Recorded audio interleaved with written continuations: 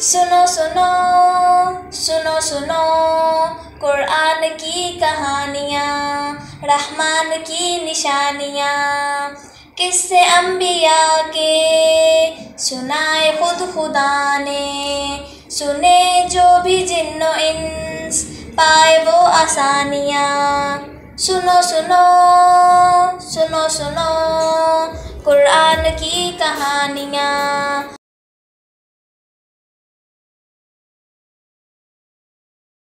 السلام علیکم ورحمۃ اللہ وبرکاتہ۔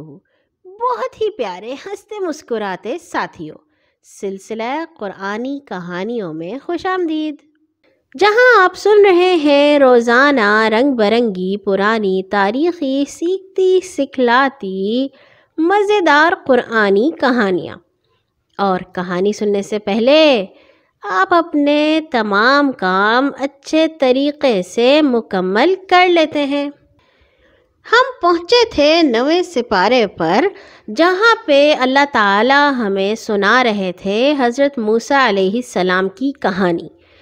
ہم نے سنا تھا کہ جب جادوگر حضرت موسیٰ علیہ السلام سے ہار گئے اور ان پر ایمان لے آئے تو فرعون نے حضرت موسیٰ کو تو جانے دیا، مگر اس کا ظلم و ستم بنی اسرائیل پر جاری رہا۔ حضرت موسیٰ اس کو سمجھاتے، اللہ تعالیٰ نے ان کو سمجھانے کے لیے ان پہ باری باری مختلف طرح کے عذاب بھیجے۔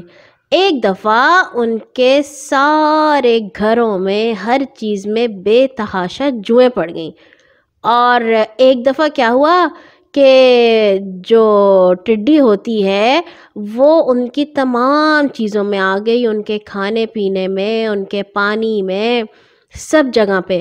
اور ایک دفعہ ان کے اوپر مینڈکوں نے حملہ کر دیا۔ اسی طرح کے مختلف 7 عذاب ان کے اوپر اللہ تعالیٰ نے بھیجے۔ ہر بار وہ حضرت موسیٰ کے پاس آ کے کہتے، موسیٰ ہمارے لیے اپنے رب سے دعا کریں، ہماری اس عذاب سے جان چھوٹے۔ حضرت موسیٰ دعا کرتے، عذاب ختم ہو جاتا اور وہ پھر سے اپنی پرانی حرکتیں شروع کر دیتے۔ کوئی انہوں نے سبق نہ حاصل کیا۔ آخر اللہ تعالیٰ نے حضرت موسیٰ اور ان کے بھائی حضرت ہارون علیہ السلام کو حکم دیا کہ اب آپ بنی اسرائیل کو لے کے یہاں سے نکل جائیں۔ حضرت موسیٰ حضرت ہارون بنی اسرائیل کو ساتھ لے کر فلسطین کی طرف چل پڑے۔ ابھی زیادہ دور نہیں گئے تھے کہ فرعون کو ان کے شہر سے نکلنے کی خبر مل گئی۔ اس نے سارے ملک سے لشکر جمع کیا اور بنی اسرائیل کا پیچھا کرنے کے لیے روانہ ہوا۔ جب حضرت موسیٰ اور ان کے ساتھی ایک ایسے مقام پر پہنچے جہاں آنے کے لیے بحر قلزم کے شمال میں سمندر کے ایک تنگ حصے کو پار کرنا تھا، تو انہیں اپنے پیچھے فرعون کا لشکر آتا دکھائی دیا۔ بنی اسرائیل اسے دیکھ کر گھبرا گئے اور کہنے لگے، آگے سمندر ہے، پیچھے دشمن، اب تو ہم مارے گئے۔ حضرت موسیٰ علیہ السلام نے ان کو تسلی دی اور فرمایا، تم ہرگز نہیں مارے جاؤ گے، کیونکہ میرا اللہ میرے ساتھ ہے، وہ دشمنوں سے بچانے کی کوئی صورت پیدا کر دے گا۔ یہ کہہ کر اللہ کے حکم کے مطابق حضرت موسیٰ علیہ السلام نے سمندر پر اپنی لاٹھی ماری۔ خدا کی قدرت سے سمندر پھٹ کر 2 ٹکڑے ہو گیا اور بیچ میں ایک صاف راستہ بن گیا۔ اس کے دونوں طرف پانی رک کر اس طرح کھڑا ہو گیا جیسے 2 پہاڑ کھڑے ہوں۔ یہ بہت بڑا معجزہ تھا۔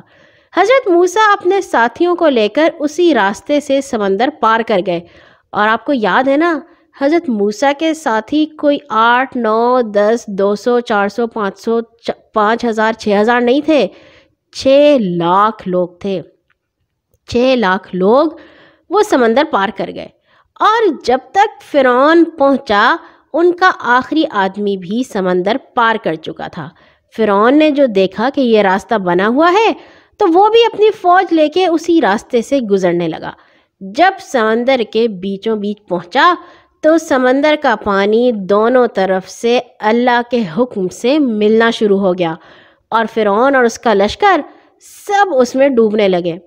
جب فرعون ڈوبنے لگا تو کہنے لگا، میں اس خدا پر ایمان لاتا ہوں جس پر بنی اسرائیل ایمان رکھتے ہیں، میں موسیٰ کے رب پر ایمان لاتا ہوں، اس کے سوا کوئی بندگی کا لائق نہیں، میں اس کی بات مانوں گا، میں اس کا فرما بردار ہوں۔ اللہ تعالیٰ نے کہا، اب ایمان لانے کا کیا فائدہ؟ پہلے تو ساری عمر نافرمانی کرتا رہا، فساد پھیلاتا رہا۔ غرض فرعون اور اس کا لشکر سب سمندر میں ڈوب گئے۔ فرعون کے ساتھیوں کی لاشیں تو مچھلیوں کی خوراک بن گئیں، لیکن اس کی اپنی لاش کو اللہ نے سمندر سے باہر پھینک دیا تاکہ لوگ اس کو دیکھ کر سبق حاصل کریں۔ مصریوں نے اس کی لاش کو خاص قسم کا مسالہ لگا کر محفوظ کر لیا۔ یہ لاش آج بھی ایک عجائب گھر میں قاہرہ میں مصر میں موجود ہے۔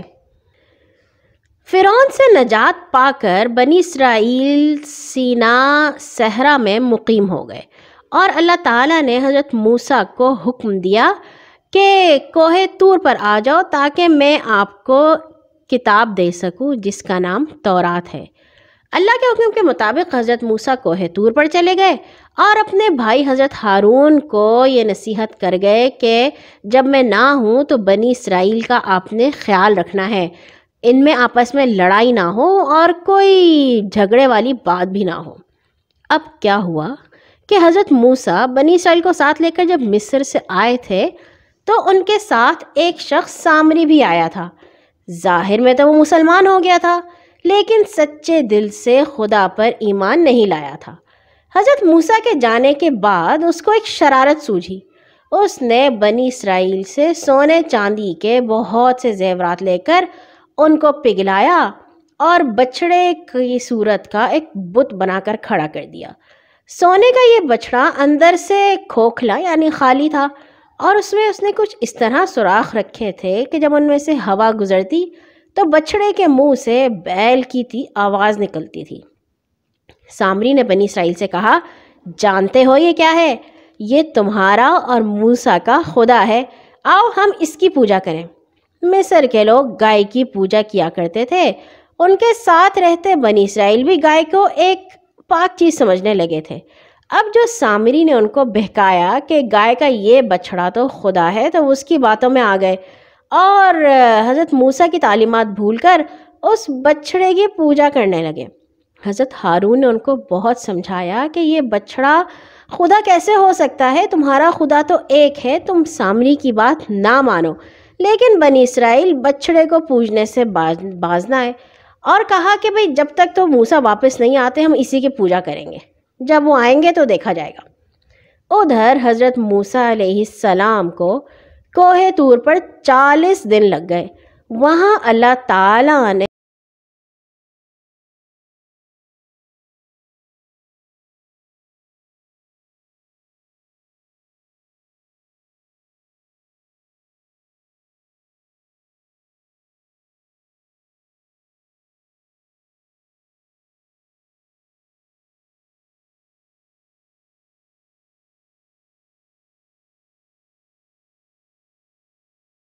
چاہیا تو اللہ سے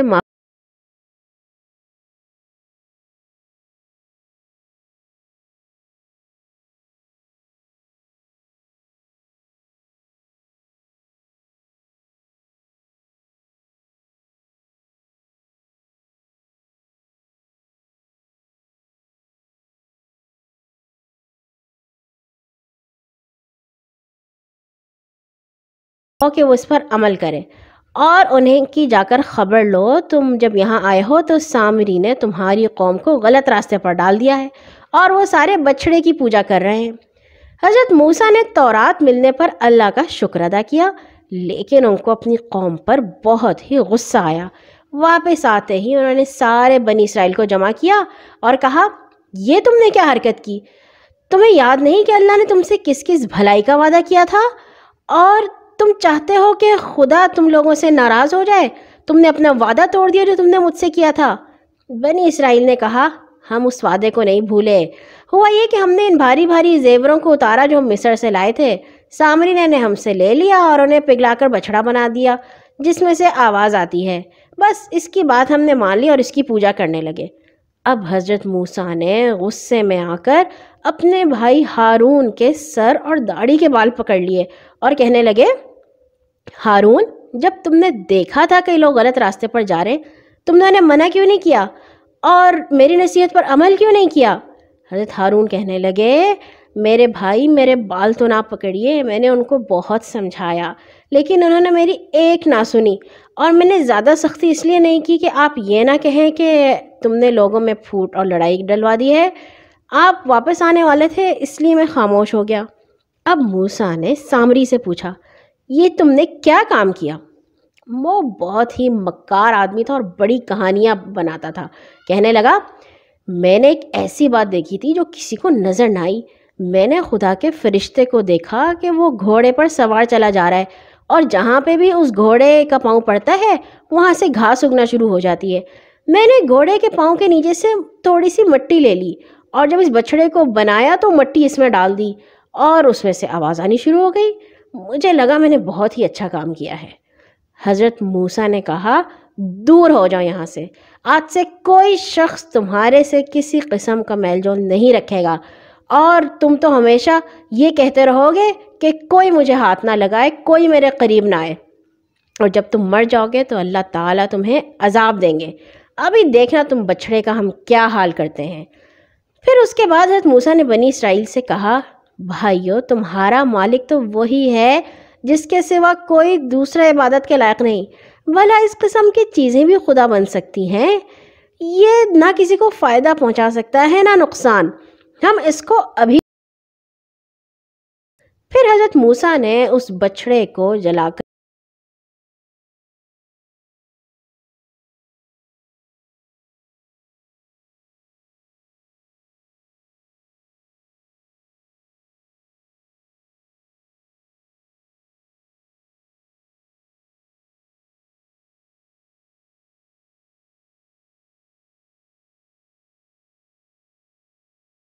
کی کہانی سنائی ہے، کیونکہ بنی اسرائیل ایک طاقتور قوم تھے اور اللہ تعالیٰ کی پسندیدہ قوم بھی تھے، اور اتنی ہی انہوں نے غلطیاں کی۔ اللہ تعالیٰ ہمیں یہ بتانا چاہتے ہیں کہ تم ان جیسے نہ بننا،